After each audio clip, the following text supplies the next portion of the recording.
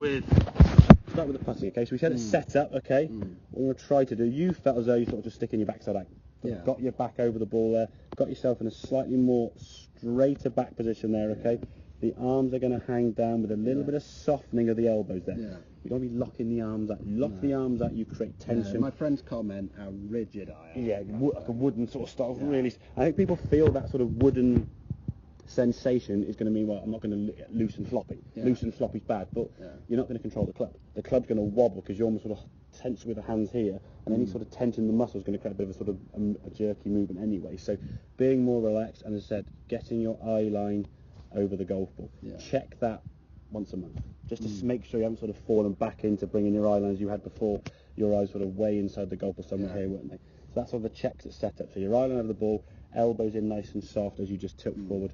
So your hips will be more tilted there, as you can see, in a better spot. That's going to help now your shoulders just rock back and forth naturally, okay? From there now, practice-wise, we can just sort of do this simple practice there. Two objects on the outside there, as we can see. And again, they probably, I don't know, about half an inch or an inch from the golf club. As you get better, you just bring them a bit closer to a point where you think, okay, I can just about get through, okay? And just try and do sort of 5 or 10 continual swings back and through to there. So if you can strike the middle of the golf ball there, as you can see in this case, okay, when you come through, you can strike the middle of the golf ball there, that's fine. And you see that club is slightly arcing, which isn't a bad thing, okay? It's coming back in. The shaft is now going over that left-hand ball, which indicates the club is going back just a bit, which is fine, okay? And it goes through now as you go through to target, okay? You know, nice to release the club there to target, okay? So don't worry about trying to sort of draw this perfectly straight line. The club will just follow its own path based on where the shoulders are.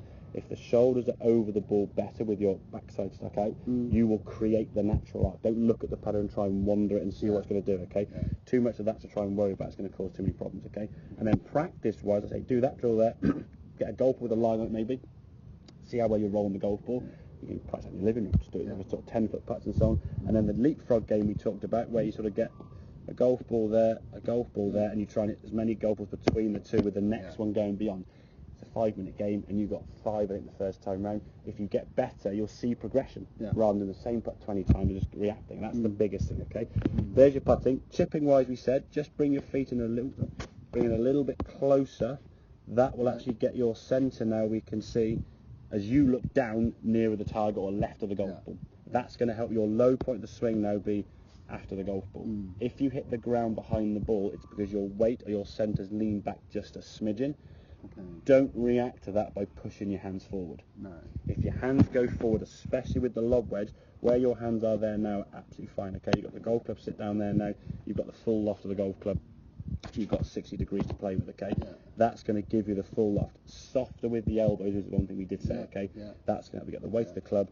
Don't push your hands forward. If the hands go forward, you dig the club in and it sticks in the ground, okay?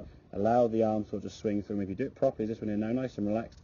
There's a nicer swing of the arms there. You can see the loft of that golf club now coming off. That would get over really quickly. But again, when you practice, make sure you practice off bad lies. Don't tee it up in a perfect lie. We all do it, and it's just something we all want to try and get away. You're kidding yourself, aren't you? Yeah, exactly. It's like trying to, it'd be like putting into a hole that's 4 foot wide. Don't lie to yourself. Exactly, because on a golf course you never get perfect lies, do you? So it's something you've got to get used to playing off and practicing. Just drag balls in. The other game we said was that par 18 game, okay? So it's 9 shots around the green, and you're basically playing 9 little par 2s. But you don't do the 9 chips in one go, then putts. You do 1 shot, chip on, hold the putt. Chip the next one, hold the putt, and you keep a score.